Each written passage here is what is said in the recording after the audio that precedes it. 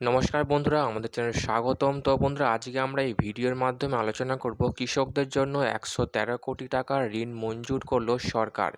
তো বন্ধুরা, এই সংক্রান্ত আপডেটটি নিয়ে আমরা স্টেপ বাই স্টেপ আলোচনা করব। তো অবশ্যই আপনারা ভিডিওটি স্কিপ না করে অবশ্যই পুরোটা দেখবেন।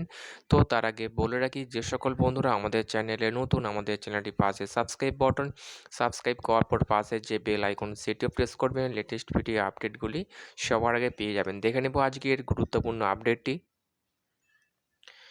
কৃষকদের চাষাবাদে উন্নতি ঘটানোর লক্ষ্যে এক যুগান্তকারী পদক্ষেপ নিয়েছে রাজ্য সরকার। জলপাইগুড়ি সেন্ট্রাল কোঅপারেটিভ ব্যাংকের উদ্যোগে 113 কোটি টাকার ঋণ মঞ্জুর করা হয়েছে, যা ইতিমধ্যেই কৃষকদের মধ্যে বণ্টন শুরু হয়েছে।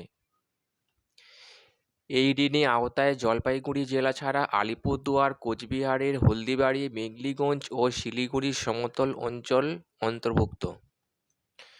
ব্যাংকের পক্ষ থেকে জানানো হয়েছে, মোট 17টি ব্লক জুড়ে প্রায় 50,000 কৃষক এই সুবিধার আওতায় এসছেন।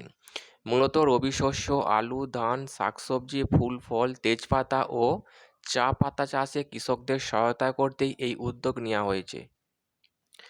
কৃষিক্ষেত্রে নতুন দিশা। জলপাইগুড়ি জেলার কৃষিক্ষেত্রে আলুর চাষ একটি গুরুত্বপূর্ণ ভূমিকা পালন করে। এই মরশুমে সঠিক সময়ে ঋণ প্রাপ্তির ফলে বহু কৃষক উপকৃত হয়েছেন। কৃষকদের এই সহায়তা তাদের স্বনির্ভর হওয়ার পথ প্রশস্ত করছে। একই সঙ্গে কৃষিক্ষেত্রে তাদের আগ্রহ বৃদ্ধি পাচ্ছে।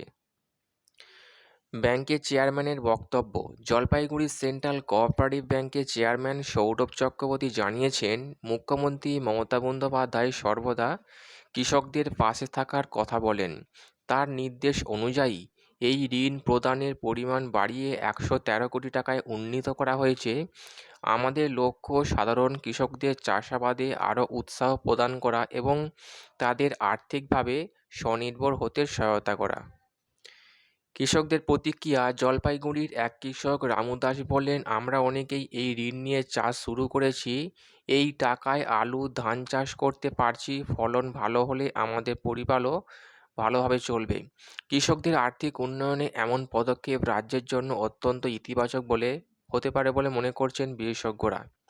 সরকার ও ব্যাংকের এই যৌথ উদ্যোগে ডুয়ার্সের কৃষি অর্থনীতিতে এক নতুন দিগন্ত খুলে দিচ্ছে। তো বন্ধুরা, এই ছিল কৃষকদের জন্য একটি গুরুত্বপূর্ণ আপডেট। কেমন লাগলো কমেন্ট করে লাইক করতে ভুলবেন না। পরবর্তী আপডেট পাওয়ার জন্য আমাদের চ্যানেলটিকে সাবস্ক্রাইব করে রাখবেন। থ্যাংক ইউ বন্ধুরা ভিডিওটি দেখার জন্য।